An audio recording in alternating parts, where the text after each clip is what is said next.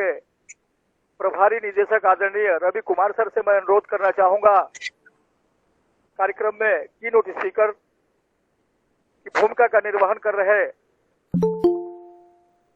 हम सभी के मार्गदर्शक आदरणीय कुंज बिहारी अग्रवाल साहब, एडिशनल डिस्ट्रिक्ट मजिस्ट्रेट जनपद महाराजगंज सर का आगमन कार्यक्रम में हो चुका है। मैं सर से अनुरोध करना चाहूंगा, सर कार्यक्रम में आधिकारिक स्वागत करें सर, जिससे कार्यक्रम को आगे बढ़ाया जा सके। आदरणीय Ravi Kumar sir. Good evening to you all. आप सभी को मेरा नमस्कार। आज का सीआरसी गोरखपुर आप सभी का हार्दिक स्वागत एवं अभिनंदन करता है।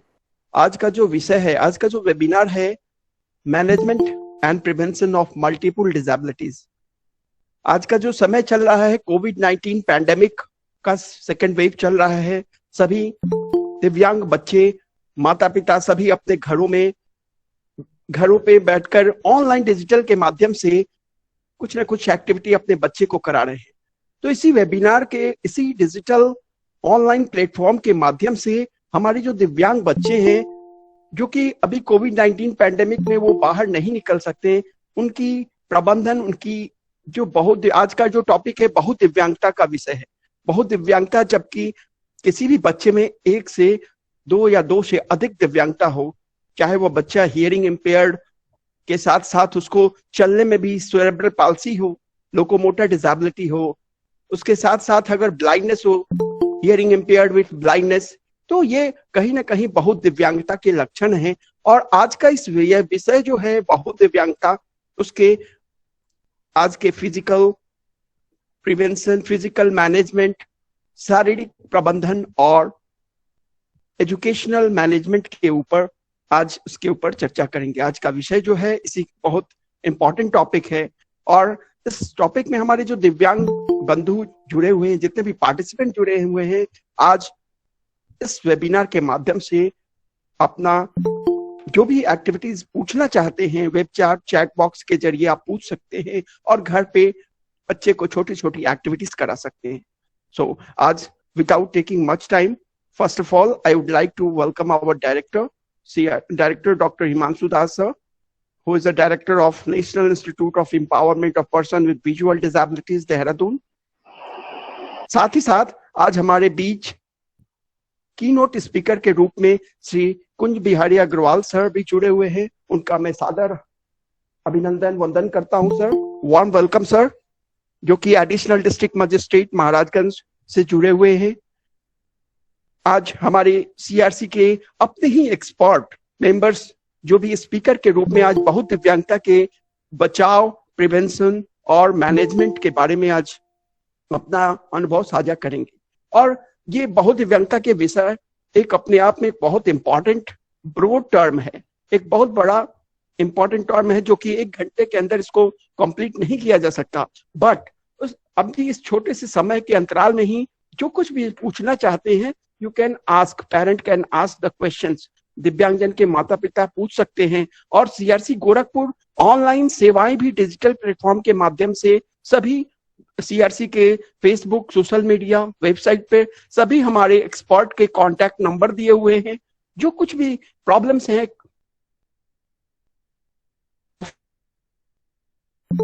फिर सलाह अपने बच्चों के बारे में वो पूछ सकते हैं।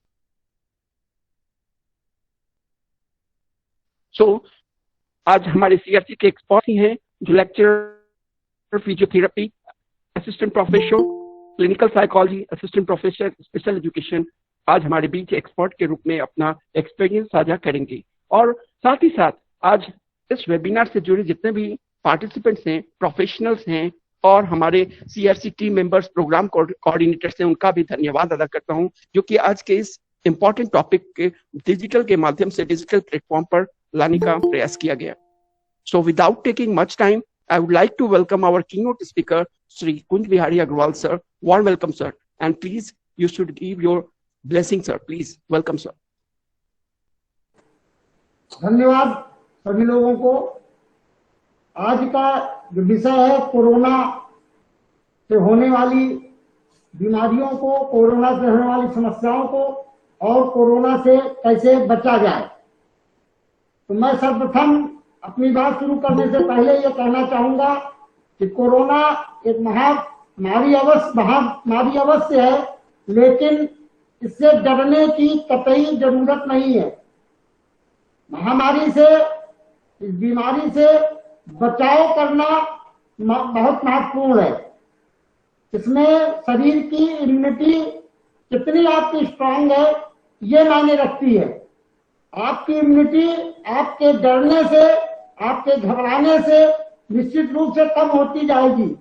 आप लोग, सभी लोगों से मेरा अनुरोध है कि अपनी बॉडी को स्वस्थ रखें, व्यस्त रखें, तनाव से मुक्त रखें। सुबह मॉर्निंग वॉक करें, एक्सरसाइज करें, प्राणायाम करें और अच्छी डाइट लें। एक दूसरे से संपर्क में आने से बचें, अनावश्यक घर से बाहर न निकलें, आपस में दूरियां बनाकर रखें। अगर कोई प्रॉब्लम होती है तो डॉक्टर से सलाह लेकर दवाओं का इस्तेमाल करें। अनावश्यक कड़क छाप लोगों से या जनरल झोला छाप डॉक्टरों से एडवाइस लेकर कोई दवा आदि का सेवन न करें। समाज में ये बहुत व्याप्त है कि ये दवा की कमी है, ये ऑक्सीजन की कमी है। मैं कह सकता हूं कि हमारे महाराजगंज में लगभग सभी दवाएं कोरोना से संबंध में उपलब्ध है। ऑक्सीजन भी लगभग पर्याप्त मात्रा में उपलब्ध है। अतः कालाबाजारी न करें, दवाओं का या ऑक्सीजन का अपने पास अनावश्यक स्टॉक न करें। और किसी को इस संबंध में कोई क्वेश्चन करना हो तो बताएं, मैं उसका जवाब दूंगा।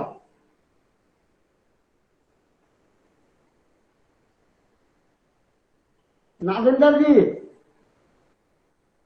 Thank you sir, thank you sir. अभी सभी प्रतिभागीगण जो जुड़े हैं, इनके कुछ भी सवाल ऐसे होते हैं तो वो चैट बॉक्स में आएंगे, उनको मैं लास्ट में ले लूंगा सर।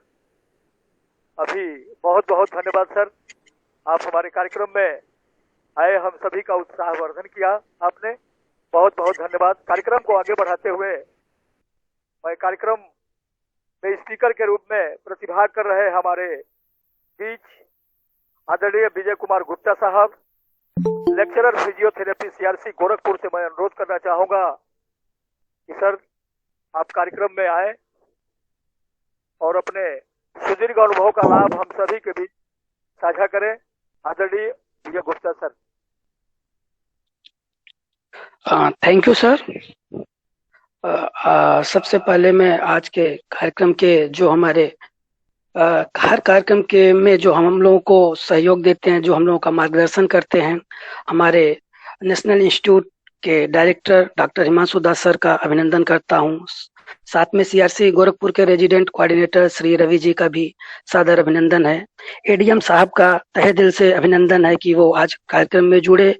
उन्होंने बताया कि इस समय जो कोविड-19 की कंडीशन है उसमें सारी फैसिलिटी उनके डिस्ट्रिक्ट में अवेलेबल है, तो प्रशासन की तरफ से भी जो सहयोग है, तो एडीएम साहब को बहुत बहुत धन्यवाद।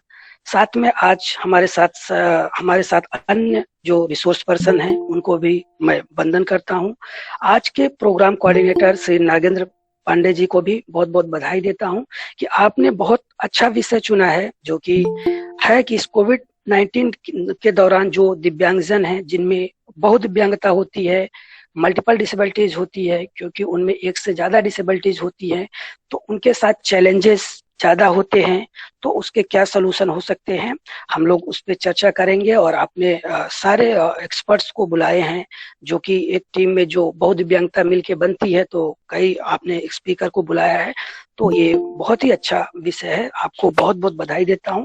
साथ में अन्य को कोऑर्डिनेटर के रूप में राजेश कुमार यादव जी, श्री अरविंद कुमार पांडे जी, श्री अभिमन्यु मल्होत्रा जी जो है, उन सबको भी धन्यवाद करता हूं कि आप लोग इस प्रोग्राम को ऑर्गेनाइज कर रहे हैं। साथ में सभी जुड़े हुए प्रतिभागियों का भी तहे दिल से मैं अभिनंदन करता हूं।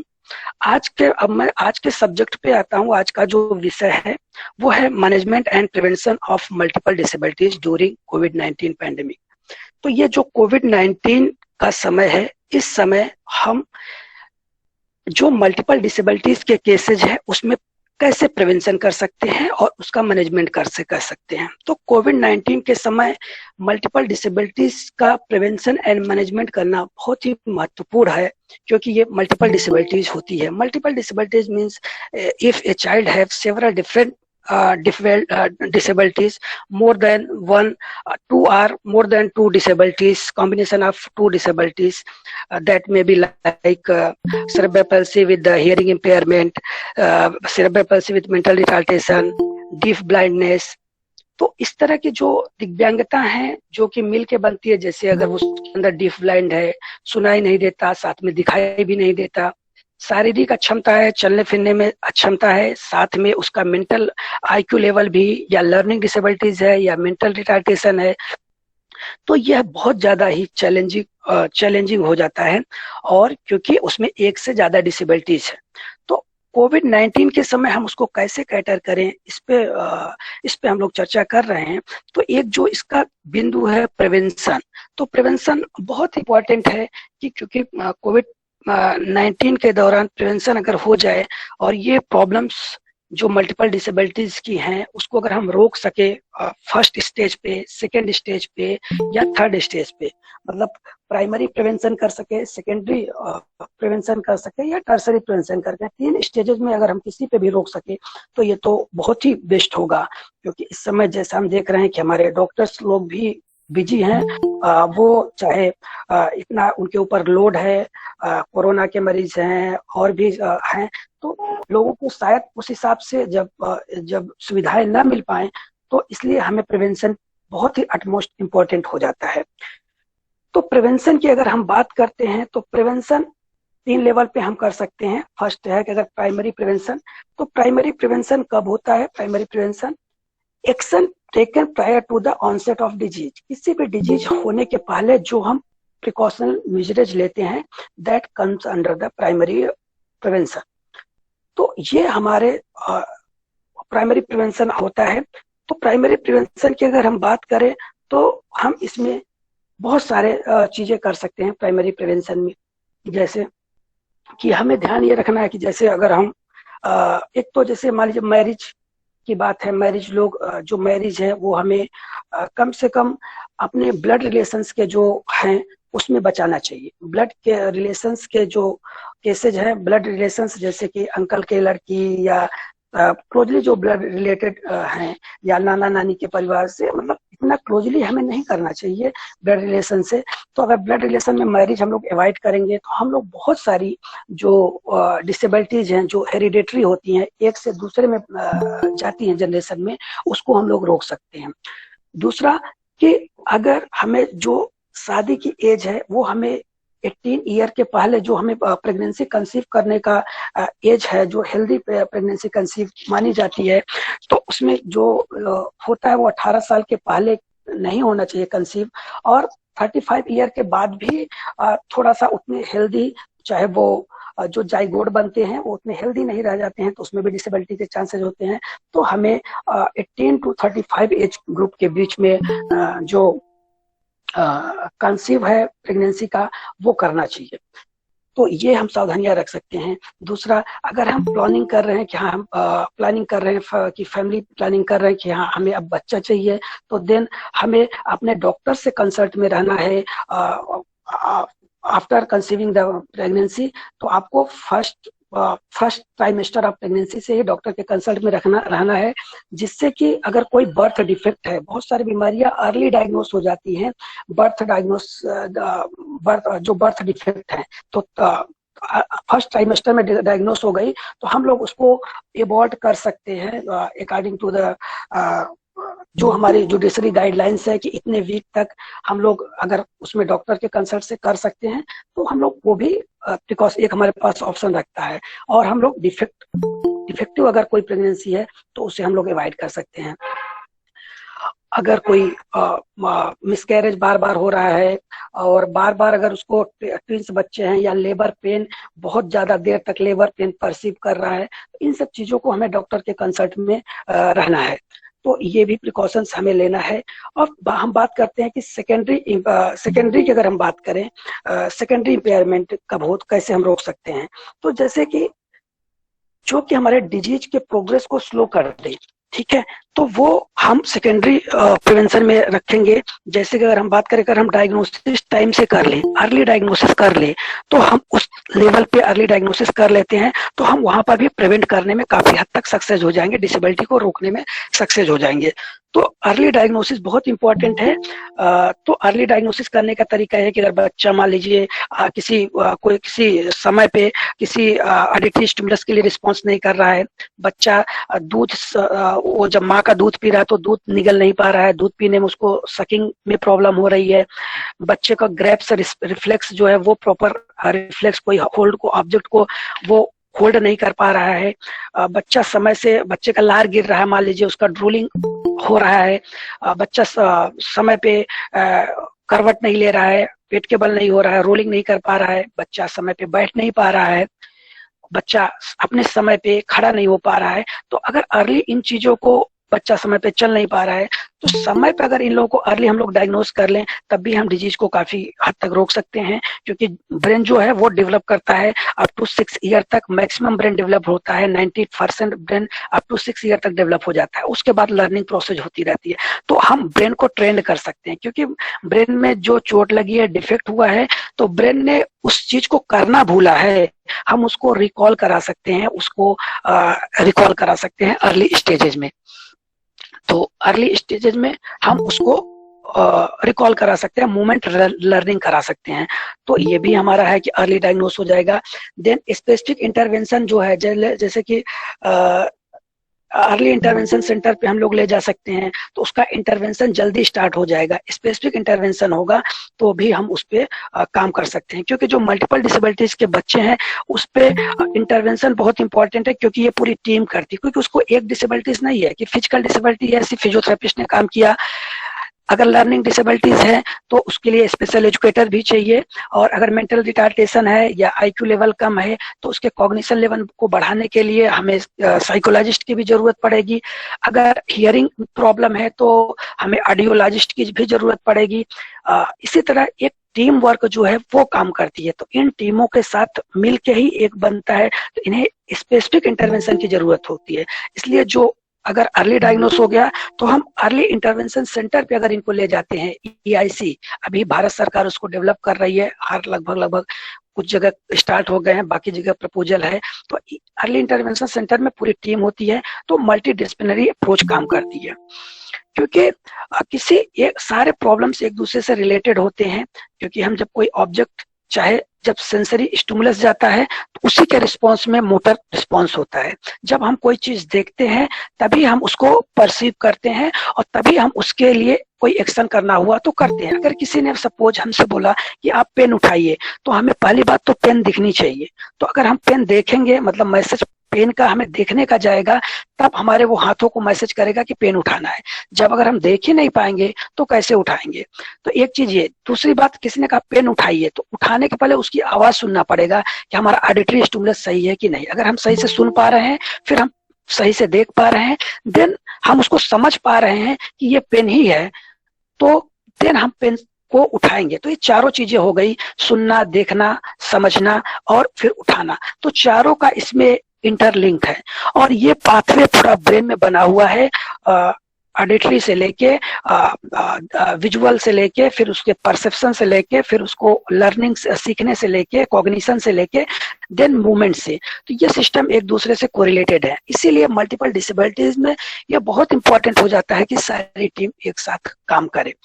तो जब बच्चों को, इसलिए हमें ऐसी बेस्ड एक्टिविटीज करानी चाहिए जो उनके ओवरऑल ग्रोथ को कराए। दैट मीन्स हमें उनके सेंसरी स्टिमुलस को स्टिमुलेट करना होता है। अगर ऐसे बच्चे मल्टीपल डिसेबिलिटीज के हैं तो वो, अभी मैं एक्टिविटीज को आगे डिस्कस करूंगा कि कौन सी एक्टिविटीज उसमें हम लोग दे सकते हैं। तो इस तरह हमें उन बच्चों के लिए इस तरह के स्टिमुलस का यूज करना चाहिए कि जो उनके ओवरऑल ग्रोथ को करे। ऐसी एक्टिविटीज करानी चाहिए जो उनका विजुअल भी इंप्रूव करे, ऑडिटरी भी इंप्रूव करे, कॉग्निशन भी इंप्रूव करे, एंड मोटर बिहेवियर भी इंप्रूव करे।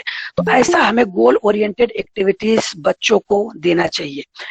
अब हम बात करते हैं कि तीसरी इसी में सेकेंडरी इंपेयरमेंट में ही अगर हम बात करें प्रिवेंट करने का, तो उनका ट्रीटमेंट एडिक्वेट ट्रीटमेंट होना चाहिए। जो भी ट्रीटमेंट एडिक्वेट है दैट शुड बी कंटिन्यूड, तो हमें एडिक्वेट ट्रीटमेंट देना चाहिए। नाउ टर्सरी लेवल पे जो मैनेजमेंट होता है, जो टर्सरी लेवल पे मैनेजमेंट होता है वो क्या हो सकता है, तीसरे लेवल पे प्रिवेंशन कैसे कर सकते हैं, उसमें रिहेबिलिटेशन प्रोफेशनल का बहुत रोल हो जाता है कि जो हमारे पास अवेलेबल रिसोर्सेज हैं और जो लिमिटेशंस है उसके अंतर्गत रह के हम उस बच्चे को कितना फर्दर डैमेज होने से बचा सकते हैं। तो यहाँ रिहेबिलिटेशन प्रोफेशनल्स का बहुत ही इंपॉर्टेंट रोल हो जाता है। अब हम लोग आगे बात करते हैं कि और भी क्या चीज सावधानियां हम लोग रख सकते हैं। अगर हम बात करें तो सावधानियों की कि हमें कुछ चीजें जैसे जैसे अब हमने प्री की बात कर ली, प्री नेटल की बात कर ली कि बच्चे का हमें ये देखना है कि मदर टाइम से कंसीव करे और कोई इन्फेक्शन ना हो, मदर को डॉक्टर के सामने कंसल्ट में हो।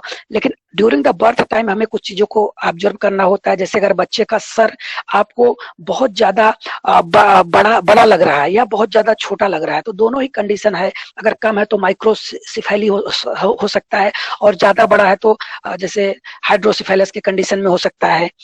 तो ये भी एबनॉर्मल ग्रोथ ऑफ ब्रेन को सोच करता है। तो हमें उस समय अगर ऐसा बच्चे को सर हेड का सरकमफ्रेंस मेजर कर लिए, जैसे कि नॉर्मल बच्चों में ये 35 सेंटीमीटर होना चाहिए उसका हेड सरकमफ्रेंस, अगर हम मेजर करें from the front of the forehead से, अगर उसको जो बीच में गैबेला पार्ट होता है चारों राउंड सर्किल करें तो 35 सेंटीमीटर होना चाहिए। बट उसके बहुत ज्यादा कम है या बहुत ज्यादा है तो हम उसे माइक्रोसिफेली या ज्यादा बड़ा ब्रेन है जो कि हाइड्रोसिफेलस के कंडीशन में भी होता है, तो हम उसको अर्ली डायग्नोस हो जाएगा। दूसरी चीज, अगर बच्चे का वजन 2.5 kg से कम है, 2.5 kg से अगर बच्चे का वजन कम है, तब भी हमें प्रॉपर उसको या आईसीयू में कुछ दिन रखना होगा, देखना होगा बच्चे की कंडीशन।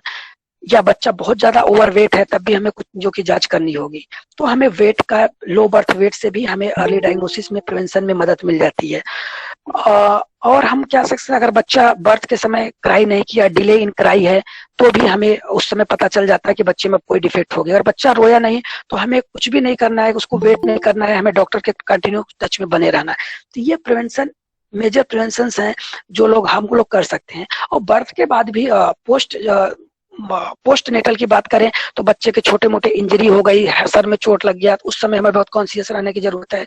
बच्चे का टेम्परेचर अगर 101 डिग्री के करीब पहुंच रहा है और उसको कोई सीजर से झटके भी आ रहे हैं, तो उस चीज को हमें रोकना है और तुरंत डॉक्टर से कंसल्ट करना है। अब बच्चे को कुछ बीमारियां हैं जैसे मेनिंजाइटिस है, इंसेफ्लाइटिस है, इन सब के जो टीके हैं वो लगने हैं पोस्ट नेटल के बाद। और अगर ऐसे सिम्टम्स है तो हमें तुरंत ही इमीडिएट डॉक्टर के कंसल्ट में रहना है। तो ये सावधानियां, मैंने प्रिवेंशन पे चर्चा किया, तो ये प्रिवेंशन करके हम लोग इस डिसेबिलिटी को इस कोविड-19 के दौरान रोक सकते हैं। हमें ध्यान रखना है, बहुत ही इंपॉर्टेंट हो जाता है कोविड-19 के समय, जहाँ की सुविधाएं हमारे पास लिमिटेड रिसोर्सेज हैं, हमारे पास मेडिकल डॉक्टर्स की जरूरत के हिसाब से रेशियो में कमी है, तो प्रिवेंशन बहुत इंपॉर्टेंट हो जाता है ना। अब हम थोड़ा सा मैनेजमेंट पे आते हैं कि हम मैनेजमेंट क्या करेंगे। ठीक है, मैनेजमेंट पे हम आते हैं, मैनेजमेंट कैसे करेंगे। तो मैनेजमेंट की अगर हम बात करें तो हमने जैसा बात किया कि रिहेबिलिटेशन पूरी टीम होती है, तो एक बहुत ही इंपॉर्टेंट होता है जब मान लीजिए हमें डायग्नोस हो गया, जो सारे सिम्टम्स हमने बताए प्री नेटल से लेके पोस्ट नेटल तक कि ये प्रॉब्लम्स है, अगर ये सब प्रॉब्लम्स आपको ऑब्जर्व हो रहे हैं और आप घर पे आपको क्या करना है, क्योंकि कोविड से है तो मैं आपके लिए कुछ चीजें बता देता हूँ, और बाकी तो आपको रिहेबिलिटेशन टीम के पास आना है, दिखाना है। तो आप लोग इसमें सीआरसी के द्वारा, अगर सीआरसी के नंबर अभी आपको बाद में दे दिया जाएगा, उनके स्टाफ के नंबर सोशल मीडिया पे चल रहे हैं, आप उनसे वीडियो कॉल के द्वारा, ऑडियो कॉल के द्वारा जुड़ सकते हैं, जानकारी ले सकते हैं। दूसरा, मैनेजमेंट की हम बात करें तो ऐसे बच्चों में पोजीशनिंग बहुत इंपॉर्टेंट हो जाती है, क्योंकि अगर ऐसे बच्चे में ये प्रॉब्लम्स होती है तो वो उसके जैसे मांसपेशियों में अकड़न हो जाएगी या मांसपेशियां ढीली हो जाएगी।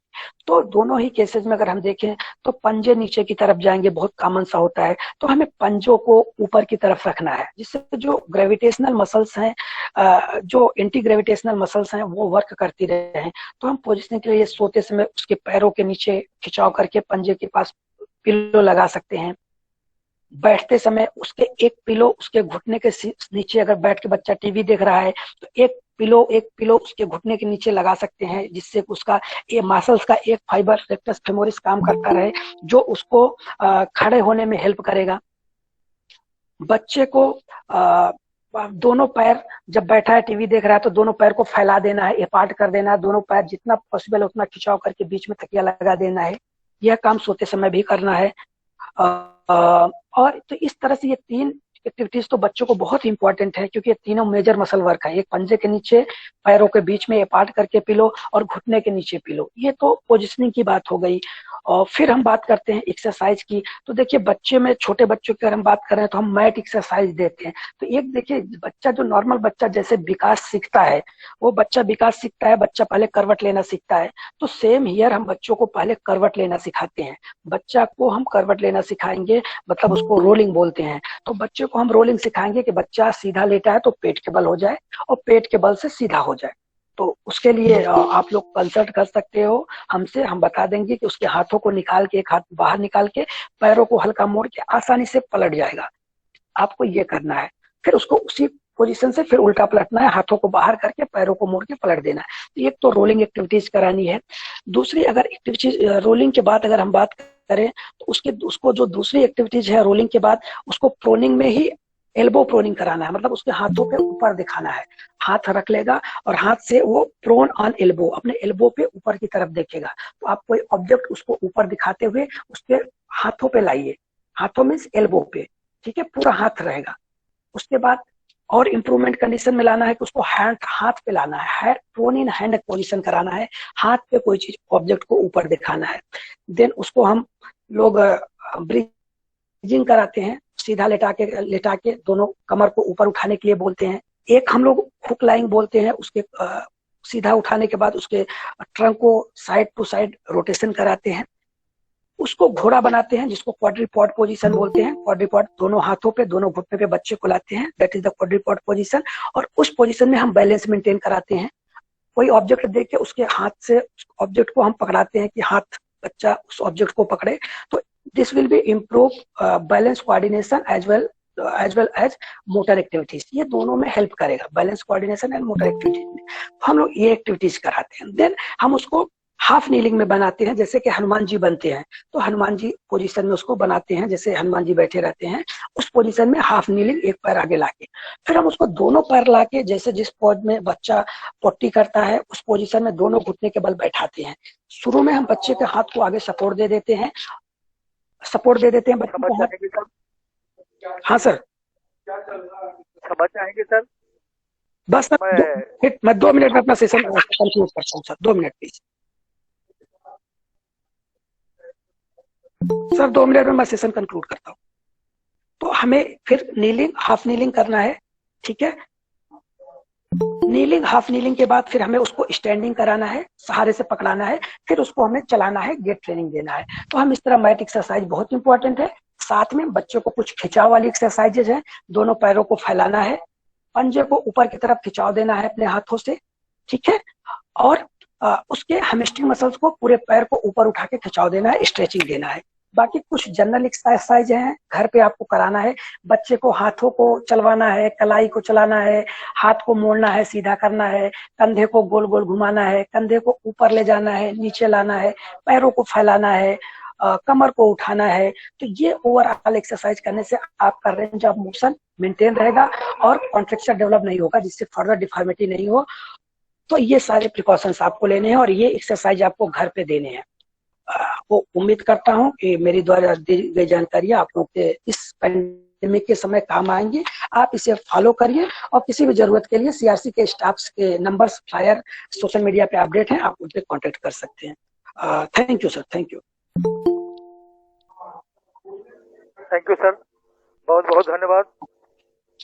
हमारे साथ कार्यक्रम में हम सभी के मार्गदर्शक JC गुप्ता साहब जुड़े हुए हैं। साथ ही साथ हम सभी के बड़े भाई नमो नारायण पाठक जी जुड़े हुए हैं, संतोष जी जुड़े हुए हैं, बजरंगी सिंह शिक्षा समिति के प्रबंधक आदरणीय राजेश सिंह साहब जुड़े हुए हैं, आकाश सिंह जी जुड़े हुए हैं।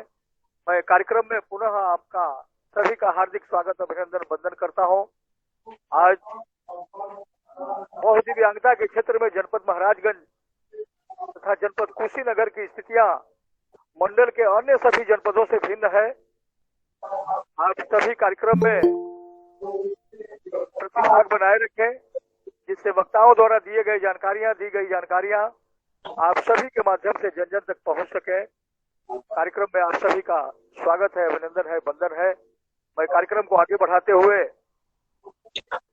अनुरोध करना चाहूंगा, हमारे साथ वक्ता के रूप में जुड़े हैं आदरणीय Rajesh Kumar ji, assistant professor clinical psychology CRC Gorakhpur. Sir का भी इस दिव्यांगता के क्षेत्र में लंबा अनुभव है, आप अपने अनुभव को हमारे बीच साझा करें। आदरणीय राजेश कुमार जी। धन्यवाद सर। आज के इस महत्वपूर्ण ई वेबिनार श्रृंखला में हमारे साथ जुड़े हुए हैं जो सभी सम्मानित अतिथिगण हैं, प्रतिभागीगण हैं। हम सभी को नमस्ते नमस्कार करते हुए सत्र को आगे की तरफ ले चलने की तरफ चलते हैं। जैसा कि हमारा विषय है, इस कोविड-19 वैश्विक महामारी के दौरान बहुदिव्यांग बच्चों का वंदन और एक तरीके से हम प्रिवेंशन कर सकते हैं, उनकी रोकथाम कैसे कर सकते हैं, उसके बारे में है। तो सबसे पहले मैं ये बताना चाहूंगा कि हमारे पूर्व के वक्ता श्री विजय गुप्ता साहब ने इस बारे में थोड़ा विस्तार से काफी कुछ चीजों को बताया है। उन्हीं बातों में से मैं कुछ बातों को दोबारा एड ऑन करना चाहूंगा और एक साइकोलॉजिकल पर्सपेक्टिव में अपनी चीजों को रखना चाहूंगा, जो हमारे साथ अभिभावक या और भी जो ट्रेनी टीचर या प्रोफेशनल जुड़े हुए हैं, शायद उससे उनको लाभ प्राप्त हो। जैसा कि हम सभी जानते हैं कि बहुदिव्यांग बच्चे एक तरीके से विशिष्ट प्रकार का सपोर्ट चाहते हैं, समर्थन चाहते हैं, सहायता चाहते हैं। चाहे उनकी दैनिक दिनचर्या की गतिविधि हो, चाहे उनकी किसी भी अन्य प्रकार की कोई भी विशिष्ट गतिविधि हो, उनको चलने में, उठने में, बैठने में, झुकने में, एक तरीके से किसी चीज को उठाने में, पकड़ने में या किसी के साथ बातचीत करने में, संवाद या संप्रेषण स्थापित करने में सहायता की जरूरत होती है। उनको खुद को ध्यान लगाने में, पढ़ाई लिखाई करने में, सोचने में, एक दूसरे के साथ वाद विवाद करने में, तर्क वितर्क करने में भी काफी कुछ सहायता की आवश्यकता होती है और विशिष्ट सहायता की आवश्यकता होती है। और जब तक हम ऐसे बहुदिव्यांग साथियों को, बच्चों को हम विशिष्ट तकनीकी या विशिष्ट सहायता के जरिए अगर उनके साथ नहीं जुड़ते हैं, तब तक एक तरीके से उन बच्चों के साथ हम एक बाधा युक्त माहौल को वहां पे बनाए रखते होते हैं। जब अगर हम उनके इस सब सारी विशिष्ट आवश्यकताओं के मद्देनजर अपने आप को फ्लेक्सिबल करते हैं, अपने आप को मॉडिफाई करते हैं, लचीलापन वाले रूप में लाते हैं, तब कहीं न कहीं जा करके हम ऐसे बहुदिव्यांग बच्चों के साथ अगर उनका हम प्रबंधन करने जा रहे हैं, चाहे शैक्षणिक हो, सामाजिक हो या एक तरीके से आर्थिक हो, व्यवसायिक हो, तब जा करके हम उनके लिए एक बाधा मुक्त वातावरण की स्थापना कर पाते हैं। तो अगर एक विशेष शिक्षक के तौर पर अगर लोगों को अगर हम बतलाना चाहें तो उसमें कुछ ऐसे सुझाव होंगे जो कि ऐसे बच्चों के साथ जो अभिभावक या ऐसे विशेष शिक्षक जो जुड़े हुए हैं इस पैंडेमिक में घर में रहते हुए कुछ ऐसी चीजों को उनके साथ करवा रहे हैं, तो जाहिर तौर पर हमारे द्वारा सुझाए गए सुझाव से उनको लाभ प्राप्त होगा और उसको थोड़ा सा आप सभी ध्यान पूर्वक सुने। क्योंकि जो हमारे ऐसे बच्चे होते हैं उनमें जो कौशल होते हैं, जो दैनिक दिनचर्या वाले कौशल होते हैं, उनमें कहीं न कहीं ऐसे कौशलों का अभाव होता है। तो उन कौशलों की बेहतरी के लिए विशेष प्रकार से हम अगर जो ऐसे जो बच्चे होते हैं उनकी कुछ ऐसी स्ट्रेंथ होती है, ऐसी कुछ मजबूती होती है, कुछ ऐसी तथ्यपरक चीजें होती हैं जो वास्तव में ऐसे कई कौशलों से कई गुना बेहतर होती हैं। तो जब भी हम किसी भी प्रकार की गतिविधि बच्चे के साथ करवा रहे होते हैं या कोई भी ऐसी गतिविधि उसके साथ क्रियान्वित करने की दिशा में हम अगर आगे बढ़ते हैं, तो मनोवैज्ञानिक दृष्टिकोण यह कहता है कि आप सबसे पहले उस बच्चे के जो मजबूत वाले पक्ष हैं, जो स्ट्रेंथ वाले जो पार्ट हैं बच्चे के, उसके बारे में अवश्य आपको ध्यान रखना चाहिए और उसी स्ट्रेंथ के मद्देनजर नई गतिविधि के साथ बच्चे के साथ जुड़ना चाहिए। और एक तरीके से यह भी आप देख सकते हैं कि जो बच्चे होते हैं, जो बहुदिव्यांगता से पीड़ित जो बच्चे हैं, वो विशिष्ट प्रकार का जो भी उनका कोई वैयक्तिक शैक्षणिक कार्यक्रम होता है या कोई भी ऐसी उनकी शिक्षा की प्लानिंग होती है, योजना होती है, तो उसमें अभिभावकों को भी और विशेष शिक्षकों को ये चाहिए कि अगर उसमें समय समय पर अगर मॉडिफिकेशन होता रहे, एक तरीके से उसमें बदलाव होता रहे, तो वो ज्यादा रुचिकर होता है और बच्चों के साथ उनका प्रबंधन करने में बहुत आसानी होती है।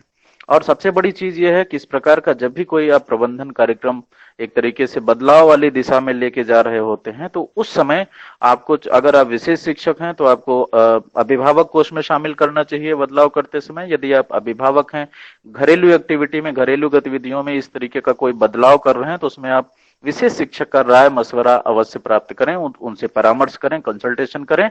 जो भी उपयुक्त सुझाव उसमें बदलाव की तरफ आता है उस पर अवश्य काम करें।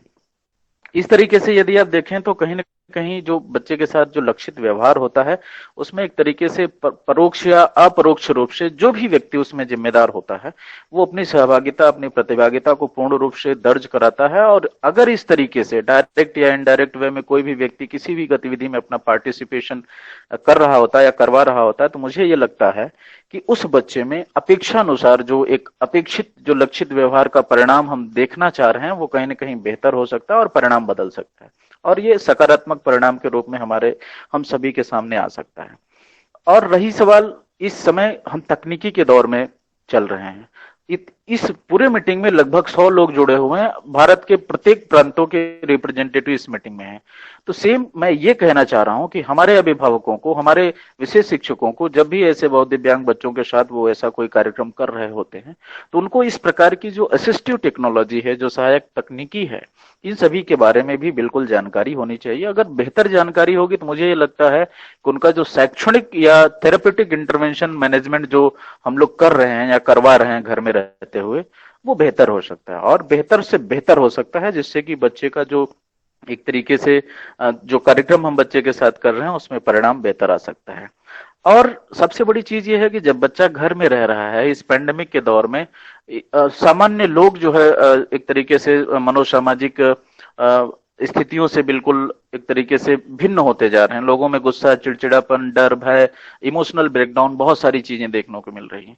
तो जब बच्चा एक जगह 24 घंटे घर में लगातार लंबे समय से बना हुआ है, तो वहां पर अगर वो बच्चा अच्छी चीज कर रहा है या कोई ऐसी एक्टिविटी जो अच्छे तरीके से उसने बच्चे ने परफॉर्म किया है, तो वहां पे आपको अप्रिशिएट करना चाहिए बच्चे को मोटिवेट करना चाहिए, बच्चे को कुछ रिइंफोर्समेंट उपलब्ध कराना चाहिए, कुछ ऐसे पुनर्वलक उसके लिए आपको सबसे पहले रखना चाहिए कि जिसको देखते हुए वो बच्चा अच्छी एक्टिविटी को कर पाए। ये एक तरीके का बेहतरीन मैनेजमेंट हो सकता है, बेहतरीन प्रबंधन हो सकता है।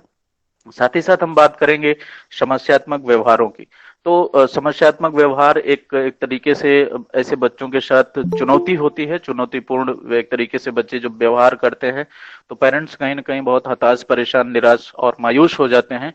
तो ऐसी परिस्थिति में हम चाहेंगे कि बच्चों के जो भी ऐसे समस्यात्मक व्यवहार उत्पन्न हो रहे हैं, हमारे सभी अभिभावकों से सरल भाषा में हम बतलाना चाहेंगे कि सबसे पहले समस्यात्मक व्यवहार क्यों उत्पन्न हुआ, उसके कारणों के बारे में जानने की आपको कोशिश करनी चाहिए। एक एक्सपर्ट नहीं है, फिर भी एक एक्सपर्ट बनने की दिशा में आप ये देख सकते हैं कि कोई भी प्रॉब्लम बिहेवियर जब कोई बच्चा क्रिएट करता है तो उसके पीछे किसी न किसी गतिविधि, किसी न किसी ऐसी कोई छोटी मोटी बात का हाथ होता है जिसकी वजह से बच्चा समस्यात्मक व्यवहार उत्पन्न करता है। तो उन कारणों को जानने की आपको कोशिश करनी चाहिए। अगर हो सके, अगर वो कारण वहां से हटाए जा सकते हैं, रिमूव किए जा सकते हैं, तो उन कारणों को रिमूव करने की दिशा में आपको आगे बढ़ना चाहिए। और साथ ही साथ इस प्रकार के समस्यात्मक व्यवहारों को आपको कभी नजरअंदाज नहीं करना चाहिए। कोई भी समस्या है, बिल्कुल उसको सीरियसली, गंभीरता पूर्वक आपको लेना चाहिए। और सबसे खुशी की बात यह है कि सीआरसी गोरखपुर परिवार पिछले वर्ष की तरह इस बार भी अपनी सारी सेवाओं को ऑनलाइन किया हुआ है। हमारे जितने भी स्टाफ हैं, हमारे साथ हम लोग जितने भी लोग काम कर रहे हैं सीआरसी गोरखपुर के लिए, सारे लोगों के व्यक्तिगत नंबर हमारे फेसबुक पेज पर उपलब्ध है। आप कभी भी दिन में सुबह 9 बजे से लेकर के रात 9 बजे तक 12 घंटे के इस दरमियान में कभी भी आप पर्सनली बातचीत कर सकते हैं। किसी भी बच्चे की समस्या के बारे में आप सलाह मशवरा कर सकते हैं। इससे सबसे अच्छी और बात यह है कि पूरे भारत के जो हमारे भाई बहन लोग इस कार्यक्रम में जुड़े हुए हैं, इस प्रकार के किसी भी प्रकार के कंसल्टेशन के लिए आपको मेंटल हेल्थ रिहेबिलिटेशन हेल्पलाइन किरण जो है 1800-599-0019 उसका प्रयोग करना चाहिए। यदि आप पूर्वी उत्तर प्रदेश के हैं या पूर्वी उत्तर प्रदेश की सेवा का अगर आप लाभ उठाना चाहते हैं तो चैट बॉक्स में जाएं, आप वहां पे सारी प्रक्रिया, सारे प्रोसेस के बारे में आपको बतलाया गया है, उसके बारे में आप वहां पे देख सकते हैं। तो एक मेंटल हेल्थ हेल्पलाइन और साथ ही साथ हमारे जो भी एक तरीके से सीआरसी गोरखपुर के अधिकारी कर्मचारी हैं अपनी सेवाओं को अभिभावकों तक ऑनलाइन भी उपलब्ध कराने की दिशा में काम कर रहे हैं। बहुत सारे ऐसे हम लोगों ने मैनेजमेंट से रिलेटेड, इंटरवेंशन से रिलेटेड, आइडेंटिफिकेशन, स्क्रीनिंग और डायग्नोसिस से रिलेटेड वीडियोस, ई ट्यूटोरियल, ई पीडीएफ हम लोगों ने फेसबुक पे भी अपडेट किया हुआ है। आप उसके थ्रू भी जाकर के एक तरीके से अपने आप को अपडेट कर सकते हैं। अपडेट करने का मतलब ये होता है कि देखिए कुछ न कुछ छोटी छोटी जो विशेष बातें हैं, विशिष्ट बातें हैं, अगर आप उसको आसानी से समझ पाते हैं, उसको क्रियान्वित कर पाते हैं, तो बहुत दिव्यांग बच्चों का एक तरीके से प्रबंधन करने में आसानी होती है। और उसी चीज को आसान बनाने की दिशा में सीआरसी गोरखपुर परिवार नित्य नए नए चीजों को अपडेट कर रहा है। तो आप सभी को उसको भी एक तरीके से हमारे कंपोजिट रीजनल सेंटर गोरखपुर की फेसबुक आईडी को भी एक बार आप सभी को विजिट करते रहना चाहिए और उस पर अच्छी अच्छी चीजों को लेकर के आप बहुत दिव्यांग बच्चों का प्रबंधन कैसे कर सकते हैं उसके बारे में अपनी जानकारी को अपडेट करते रहें। और सबसे बड़ी चीज ये है कि जो प्रोफेशनल है और जो प्रोफेशनल नहीं है वो अपने अनुभवों का प्रयोग करते हुए पैरा प्रोफेशनल की भूमिका में अपने आप को अपने बच्चों के साथ एक तरीके से जोड़ सकते हैं और उनके लिए काम कर सकते हैं।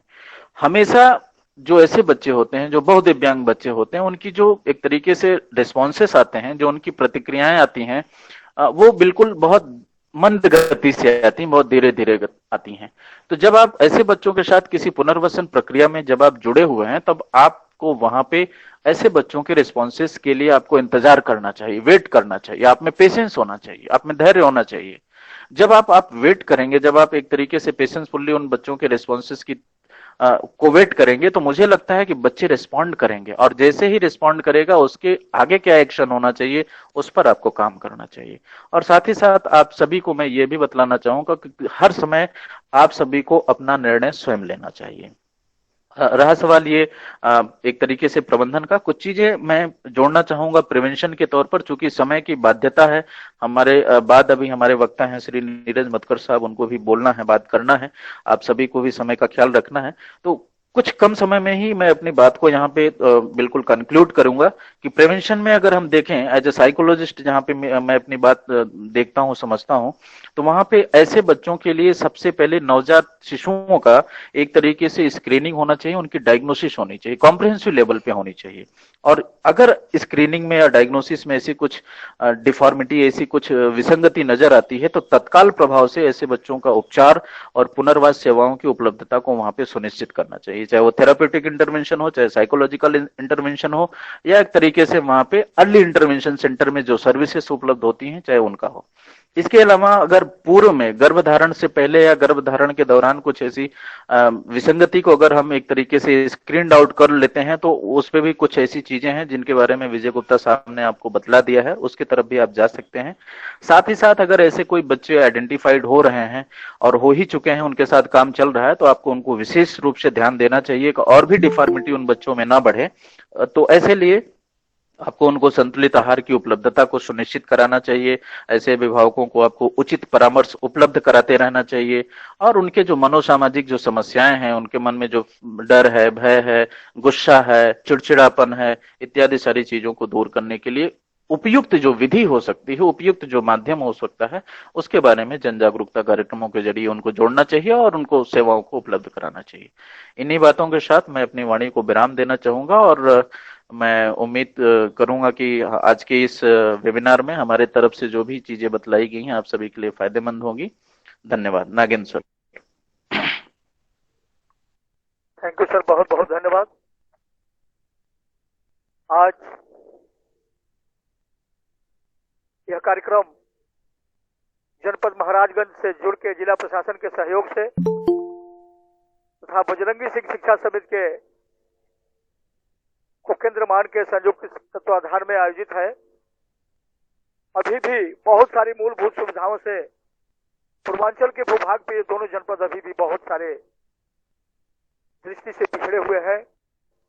आज जहां बहुत दिव्यांगता की संख्या यहाँ आज इन जनपदों में बेशुमार है, हम इस वेबिनार के माध्यम से जो संदेश आप तक पहुंचाने का काम कर रहे हैं, निश्चित ही उसका लाभ हम जनपद से जुड़े सभी पुनर्वास व्यवसायिक गण तथा अभिभावक गण के लिए लाभकारी साबित होगा। इस क्रम में मैं ज्यादा समय न लेते हुए कार्यक्रम में अभी हमारे साथ वक्ता के रूप में उपस्थित है आदरणीय श्री नीरज मधुकर साहब, assistant professor special education CRC Gorakhpur. Sir का इस क्षेत्र में बड़ा लंबा अनुभव है। आप अपने अनुभवों को बहुत दिव्यांगता के क्षेत्र का जो अनुभव है रियल, वो हम सभी के बीच सर साझा करें, जिससे जनपद में जुड़ी ऐसी समस्याओं के निदान हेतु लाभकारी साबित हो सके। आदरणीय नीरज मधुकर साहब। बहुत बहुत धन्यवाद नागेंद्र साहब, हमें मौका देने के लिए, लोगों से मुखातिब होने के लिए। आज के इस कार्यक्रम के की नोट स्पीकर आदरणीय श्री कुंज बिहारी अग्रवाल साहब, ADM Maharajganj, Shri Ravi Kumar ji, RC CRC Gorakhpur, CRC के अन्य अधिकारी कर्मचारीगण, सम्मानित प्रतिभागीगण, दिव्यांगजन, उनके अभिभावकगण और अलग अलग एनजीओ से जुड़े हुए विशिष्ट अधिकारीगण, जो लोग भी इस कार्यक्रम में सम्मिलित हो रहे हैं, आप सभी का एक बार फिर से सीआरसी परिवार की तरफ से स्वागत करता हूं। बहुत ही महत्वपूर्ण चर्चा चल रही है। हमसे पहले जो 3 वक्ता रहे, टेक्निकल सजेशन लोगों का मिला, वो चाहे साइकोलॉजिकल एस्पेक्ट हो या फिजिकल डिसेबिलिटी से रिलेटेड एस्पेक्ट हो, उसका प्रिवेंशन की बात हो, मैनेजमेंट की बात हो, मैं बहुत बारीकी से उसको सुन रहा था। बहुत जो उसका महत्वपूर्ण बिंदु है, खास करके मल्टीपल डिसेबिलिटी को ध्यान में रखते हुए विजय साहब ने जो इंफॉर्मेशन दिया, वो फिजिकल डिसेबिलिटी के साथ साथ एसोसिएटिव डिसेबिलिटी, जो अलग अलग कंडीशंस हैं जिनसे 2-4 होना पड़ता है, उसके बारे में बहुत डिटेल इंफॉर्मेशन उन्होंने दी। और साथ साथ जो उसके शिक्षण से संबंधित या व्यवहारिक पक्ष जो है, उन दोनों के मिश्रित रूप को राजेश साहब ने सामने रखा है।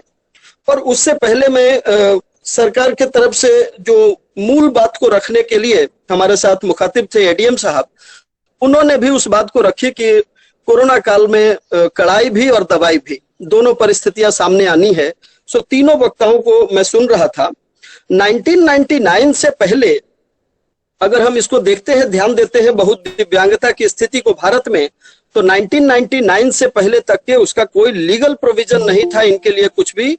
1995 का जो डिसेबिलिटी एक्ट था, पर्सन्स विद डिसेबिलिटीज एक्ट, उसमें कहीं भी बहुदिव्यांगता शब्द का उदाहरण नहीं था, उसके बारे में कुछ भी विशेष तौर पे नहीं कहा गया था। एक वाकया हमको याद आता है पूना का, जिसमें स्टेट लेवल के सेक्रेटरी के सामने एक फाइल रखी गई थी और उन्होंने ये बतलाया था कि मल्टीपल डिसेबिलिटी, खास करके डेफ ब्लाइंडनेस के बारे में उनसे चर्चा की जा रही थी फंडिंग के लिए स्टेट गवर्नमेंट की तरफ से।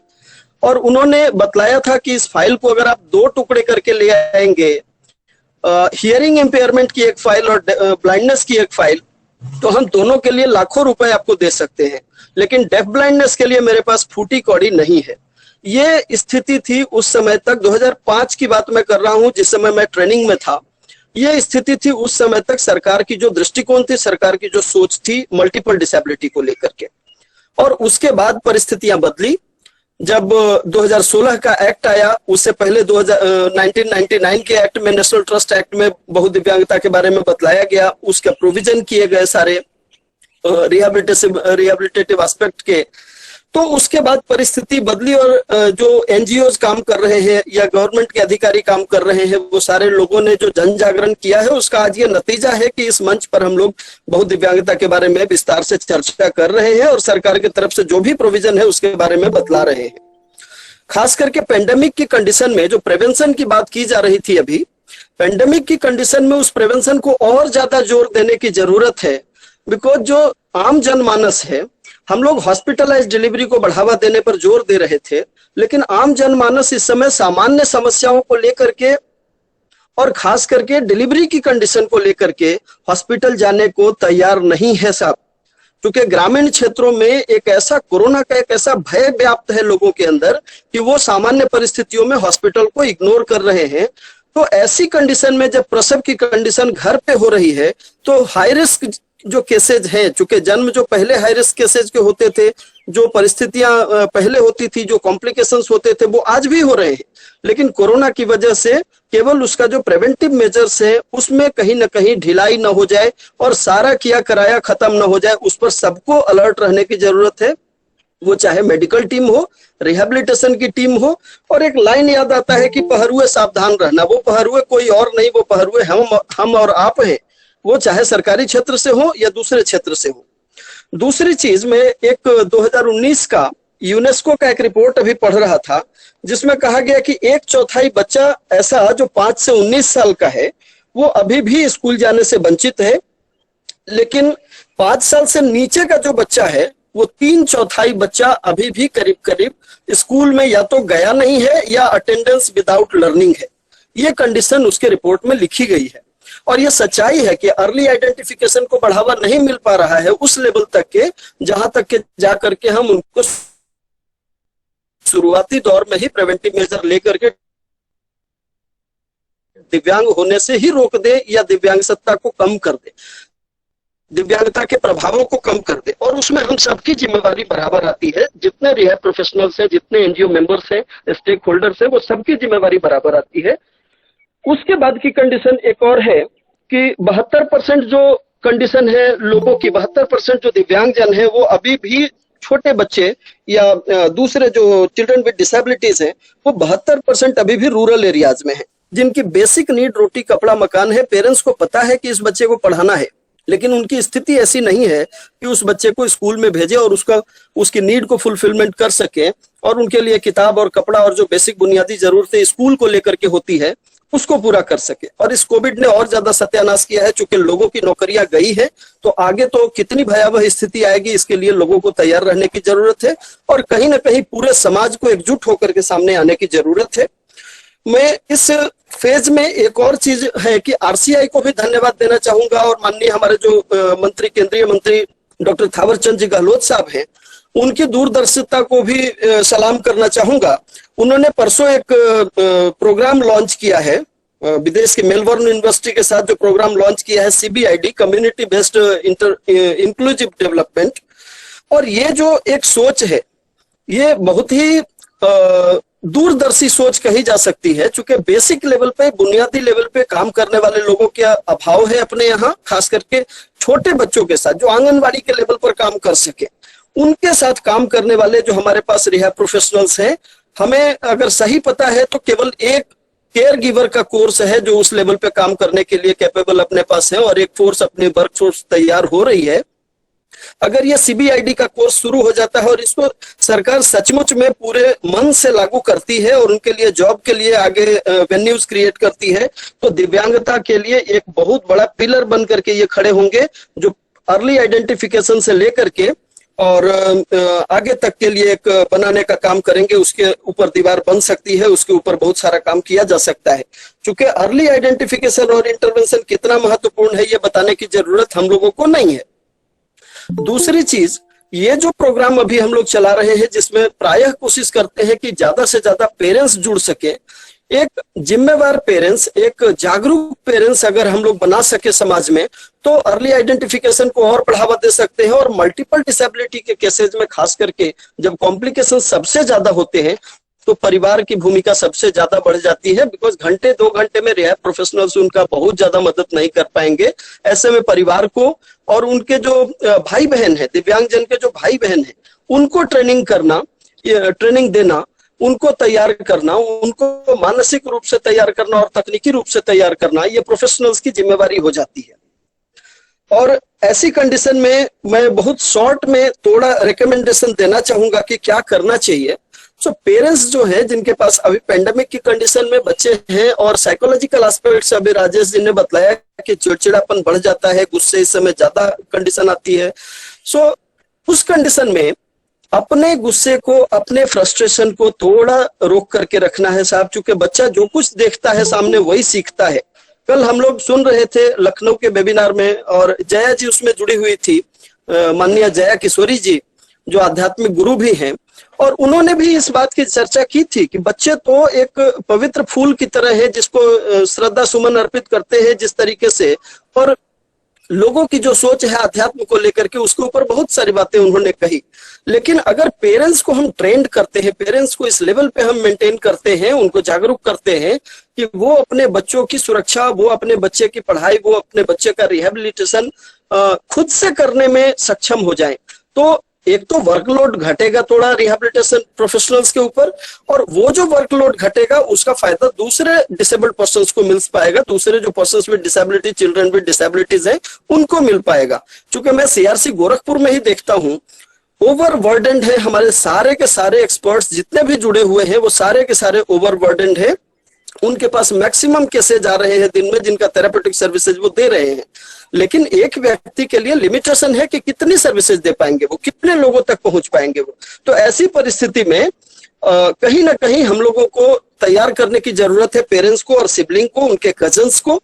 दूसरी कंडीशन की प्ले की एक्टिविटी जो है, रिक्रिएशनल एक्टिविटीज और प्ले एक्टिविटीज, वो बच्चा के साथ बच्चा बन करके थोड़ा समय देने की जरूरत पेरेंट्स को है, और उसके आधार पर हम लोग मल्टीपल डिसेबल्ड बच्चे को काम करने के लिए लगा सकते हैं, दूसरी एक्टिविटीज में लगा सकते हैं, जिससे उनका जो एक रोजमर्रा की जिंदगी है वो कम से कम स्ट्रक्चर्ड हो जाए। वो सुबह उठ करके जो उनका शेड्यूल था वो बाधित ना हो जाए। अगर इंस्टीट्यूशनल सेटअप में वो पहले जा रहे थे तो उस स्ट्रक्चर को बरकरार रखना है, उस सिस्टम को बरकरार रखने की कोशिश करें। पढ़ाने की टेक्निकल जो बातें हैं, अभी विजय साहब ने भी बतलाया कि उसमें वर्क अप्रोच की बात, 4 जो मोडेलिटीज हैं जिसको वर्क अप्रोच के नाम से जाना जाता है, उसका इस्तेमाल भी किया जा सकता है इसमें, और किया जाना चाहिए जरूरत के मुताबिक, और उसके आधार पर बच्चे बहुत तेजी से सीख सकते हैं। कई सारे बच्चे मल्टीपल डिसेबिलिटी के ऐसे होते हैं जिसको पीरियोडिक मेडिकेशन की जरूरत होती है, और अगर ये मेडिसिन समय पे उपलब्ध ना हो पाए तो उनके लिए जीवन के लिए खतरा बन सकता है, उनकी दिव्यांगता का स्तर बढ़ सकता है, उसकी गंभीरता बढ़ सकती है। सो माननीय एडीएम साहब अभी हमारे साथ जुड़े हुए हैं, तो मैं जिला प्रशासन को भी इस बात के लिए सचेत करना चाहूंगा कि जो कुछ भी जरूरी दवाओं की जरूरत उनके लिए है उसकी उपलब्धता हमेशा बनी हुई रहे। उन्होंने खुद ही बतलाया है कि कई जगहों पे ऐसी समस्याएं आ रही हैं कि दवा जो है वो उसका कालाबाजारी जारी है, तो कम से कम जीवन रक्षक जो दवाएं हैं वो अवेलेबल रहे समय से, उसके बिना बच्चों को समस्या न हो, इसका जरूर ध्यान रखने की जरूरत है। मल्टीपल के लिए बहुत ज्यादा एकेडमिक परफॉर्मेंस का बर्डन नहीं होता है, फंक्शनल एकेडमिक्स के ऊपर फोकस करना चाहिए। उसको 10वीं 12वीं और पीएचडी करने की कंडीशन बहुत रेयरेस्ट केस में होते हैं। सो प्रायः कोशिश करनी है कि उनका फंक्शनल डेवलपमेंट कर सके, फंक्शनल एकेडमिक डेवलप कर सके, एक लिटरेसी कंडीशन उसकी ला सके, रीडिंग राइटिंग की कंडीशन उसकी आ सके, और उसके बेस पे रोजमर्रा का काम करने के लिए वो तैयार हो सके, और छोटा मोटा कोई जॉब करने के लिए उसको तैयार कर सके, ताकि वो समाज के ऊपर बर्डन न रहे, परिवार के ऊपर बर्डन न रहे। हाँ, डिपेंड करता है कि अगर सीवियरिटी कम है, जो 2 डिसेबिलिटी ड्वेल डिसेबिलिटी है वो दोनों डिसेबिलिटी की सीवियरिटी कम है, तो ये पर्सन टू पर्सन वेरी करेगा कि उस बच्चे का एकेडमिक लेवल किस लेवल तक जा सकता है। मैं कभी भी अंडर लिमिट नहीं कर सकता किसी बच्चे को, अगर उसकी कैपेबिलिटी है तो उस हिसाब से उसके साथ ट्रीटमेंट होना चाहिए, उसके एकेडमिक्स बिहेवियर को उसी हिसाब से ट्रीट करके बढ़ाया जाना चाहिए। एक्टिविटीज ऑफ डेली लिविंग्स, रोजमर्रा की जिंदगी से जुड़ा हुआ है तो उस पर भी ध्यान देने की जरूरत है। और जैसा हमारे पूर्व वक्ताओं ने भी बोला कि हम सभी लोगों के नंबर फेसबुक पे भी उपलब्ध है, आप कभी भी वहां से ले सकते हैं और कभी भी कांटेक्ट करके एक्सपर्ट सजेशन ले सकते हैं।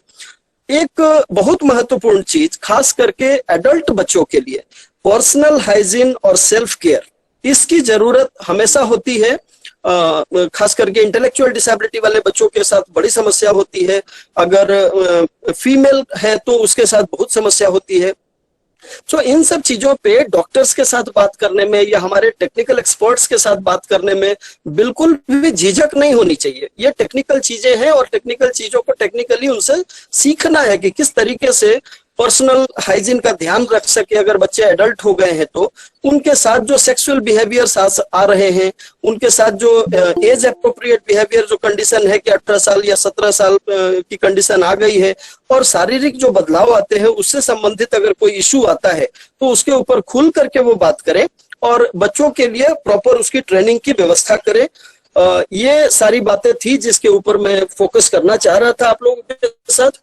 आप लोगों ने पूरे वेबिनार के दौरान करीब करीब 100 लोगों की उपस्थिति हमारे साथ बनी रही है। मैं उम्मीद करूंगा कि आगे भी इसी तरह से आप जुड़े रहें और कोई भी तकनीकी इशू पर, तकनीकी मुद्दे पर चर्चा करनी हो तो सीआरसी परिवार हमेशा आपके साथ है। बहुत बहुत धन्यवाद, बहुत बहुत आभार। नागेंद्र साहब। Thank you sir, thank you. आपने बड़ी ही सारगर्भित जानकारियां हम सभी के बीच साझा की। निश्चित ही उसका लाभ हम सभी को मिल सकेगा और कहीं न कहीं ऐसे बच्चों के शैक्षिक तथा सामाजिक जीवन में बदलाव आएंगे, ऐसी मैं उम्मीद करता हूं। कार्यक्रम चूंकि विलंबित हो चुका है, मैं ज्यादा समय न लेते हुए डिस्कशन, फीडबैक तथा निश्चित ही कुछ क्वेश्चन आंसर आए होंगे चैट बॉक्स में। क्वेश्चन आंसर तथा वोट ऑफ थैंक्स के लिए मैं आमंत्रित करता हूं हमारे साथ कोऑर्डिनेटर की भूमिका का निर्वहन कर रहे आदरणीय राजेश कुमार यादव जी, पुनर्वास अधिकारी सीआरसी गोरखपुर को, कि वो आए और प्रश्नोत्तर काल को संपन्न कराएं तथा वोट ऑफ थैंक्स को संपन्न करें। आदरणीय राजेश जी। धन्यवाद सर। चूंकि समय की अपनी सीमा है और हम उससे आगे की तरफ चल रहे हैं, तो कुछ प्रश्न हैं जिनको मैं लेना चाहूंगा। सर्वप्रथम एक प्रश्न है जो हमारे साथ जुड़े हुए श्री विजय सर से मैं लेना चाहूंगा। हमारे एक अभिभावक हैं, उन्होंने जिनका नाम पंकज कुमार है, उन्होंने पूछा हुआ है कि बहुदिव्यांग बच्चों हेतु उन्होंने एक प्रविधि पूछी हुई है TOTOMA। ये प्रविधि क्या होती है? इस संदर्भ में यदि आप संक्षिप्त में बताना चाहें सर, तो आपको मैं आमंत्रित करता हूँ। Vijay sir. Yes sir, thank you sir. Sir, जो इन्होंने पूछा है टाइडोमा मेथड, ये एक्चुअली में एक मेथड है जो कि हम लोग कम्युनिकेशन पर्पज से यूज करते हैं। तो ये एक कम्युनिकेशन का मेथड है जो कि डीफ ब्लाइंड जो पर्सन होते हैं, जो कि सुन नहीं सकते और देख नहीं सकते, तो अगर वो सुन और देख नहीं सकते तो उनके पास ऑप्शंस नहीं रहते हैं किसी कम्युनिकेशन को समझने के लिए। तो इस केस में ये बहुत पुराना मेथड हो चुका है, रिसेंटली तो बहुत सारे ऐप्स आ गए हैं और चीजें आ गई हैं, बट इस मेथड के बारे में बात कर रहा है तो इसमें जो डीफ ब्लाइंड पर्सन होता है वो स्पीकर के फेस पे कुछ इस तरह से अपने ये लिप्स पे एक फिंगर, ये लिप्स पे 3 फिंगर ऐसे चिक्स पे और एक ऐसे लिप्स पे और एक वोकल कार्ड पे, तो ऐसे रख के वो चिक्स के मूवमेंट, लिप्स के मूवमेंट और ये वोकल कार्ड इसके मूवमेंट, तो इसके वाइब्रेशन से इससे वो समझ सकता है कि स्पीकर क्या कहना चाहता है।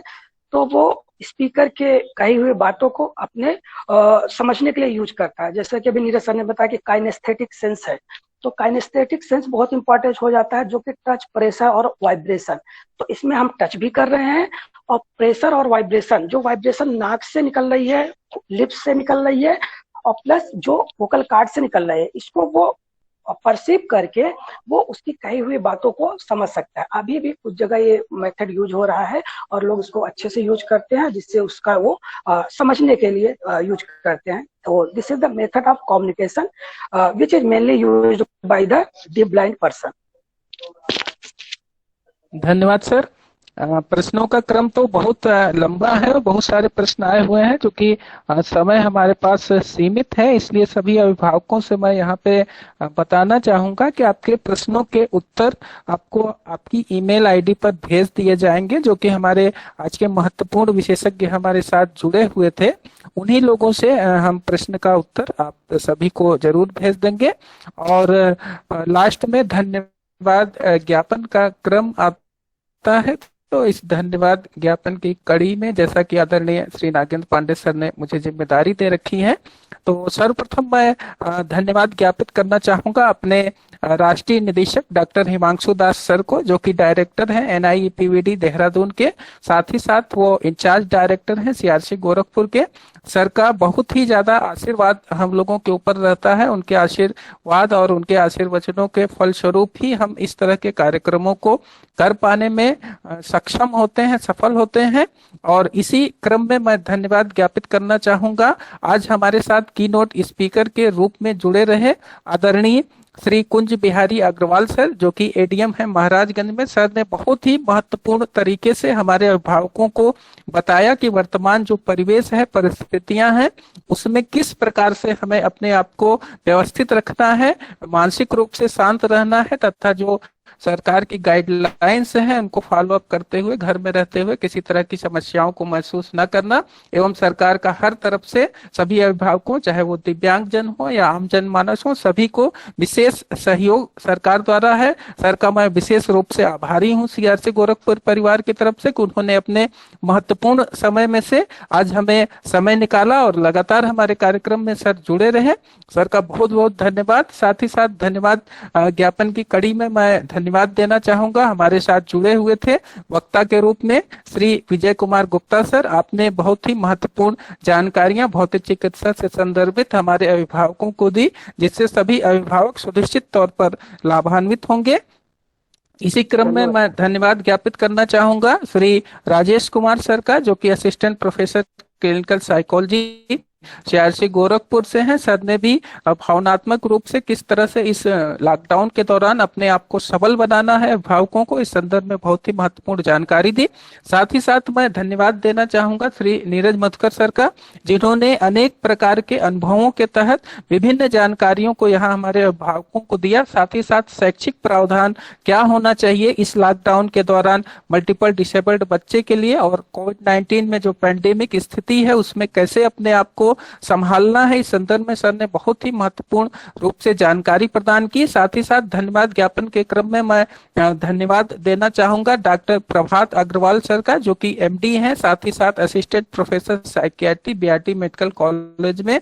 सर आज हमारे साथ जुड़ने वाले थे इस कार्यक्रम में, लेकिन कुछ अपरिहार्य परिस्थितियों के कारण और कुछ ऐसी कैजुअलिटी उनके परिवार में हो जाने के कारण सर नहीं जुड़ पाए। तो हमारी पूरी संवेदना सर के साथ है, और सर को भी मैं धन्यवाद देना चाहूंगा कि सर ने अपने व्यस्ततम समय में से समय निकाला हुआ था सीआरसी गोरखपुर परिवार के लिए।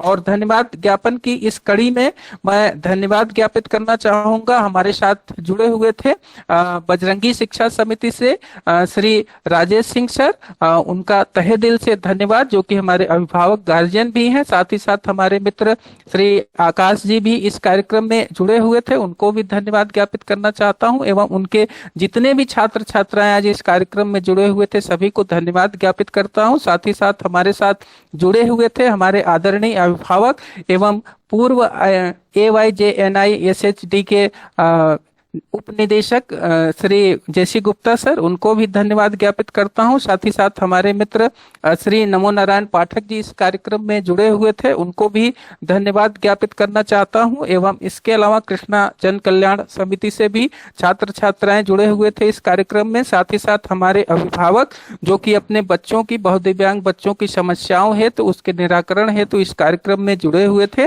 सभी को मैं विशेष रूप से धन्यवाद ज्ञापित करना चाहूंगा। और साथ ही साथ धन्यवाद ज्ञापित करना चाहूंगा श्री नागेंद्र पांडे सर का, कि उन्होंने इतना महत्वपूर्ण कार्यक्रम आज आयोजित किया, और कार्यक्रम में सह समन्वयक के रूप में श्री अरविंद पांडे सर और अभिमन्यु मल्होत्रा सर को भी मैं धन्यवाद देना चाहूंगा। और इसी के साथ मैं उन सभी लोगों को धन्यवाद देना चाहूंगा जिन्होंने इस कार्यक्रम को महत्वपूर्ण और सफल बनाने के लिए अपना विशेष योगदान यहाँ पर प्रदान किया, और जिन लोगों का नाम मैं शायद न ले पाया हूं उनसे क्षमा मांगते हुए उनको भी धन्यवाद ज्ञापित करते हुए इस कार्यक्रम को समाप्त करने हैं तो आदरणीय श्री नागेंद्र पांडे सर को आमंत्रित करूंगा कि आप कार्यक्रम के समाप्त की घोषणा करें। धन्यवाद, नमस्कार। थैंक यू राजेश जी, बहुत बहुत धन्यवाद। आज यह कार्यक्रम अपने आप में बड़ा ही महत्वपूर्ण रहा, बड़ी ही सारगर्भित जानकारियां, बड़े ही आवश्यक पहलुओं पे विशेषज्ञों द्वारा बड़े ही सकारात्मक तरीके से प्रकाश डाला गया। निश्चित ही जानकारियां हम सभी के लिए उपयोगी तथा लाभप्रद होंगी, ऐसी मैं उम्मीद तथा कामना करता हूं। इसी के साथ कार्यक्रम के समापन की घोषणा करता हूं। कार्यक्रम ऑलरेडी विलंबित हो चुका है। आप चैट बॉक्स में जो लिंक डाली गई है, आप उसे फिलअप करने के बाद कार्यक्रम से अपने आप को विदा कर सकते हैं, ले सकते हैं, अलग हो सकते हैं। बहुत बहुत धन्यवाद कार्यक्रम में जुड़े हुए सभी अतिथिगण, सभी स्पीकर्स, सभी सहयोगीगण तथा तकनीकी सहायक सीआरसी गोरखपुर अंकित कुमार सर को बहुत बहुत धन्यवाद, जिन्होंने भीषण नेटवर्क प्रॉब्लम होने के बावजूद भी कार्यक्रम को कहीं भी अवरुद्ध नहीं होने दिया, इसके लिए बहुत बहुत धन्यवाद। इसी के साथ कार्यक्रम के समापन की घोषणा करता हूं। आप सभी से विदा लेता हूँ। नेक्स्ट अगले मीटिंग में मुलाकात फिर संभव।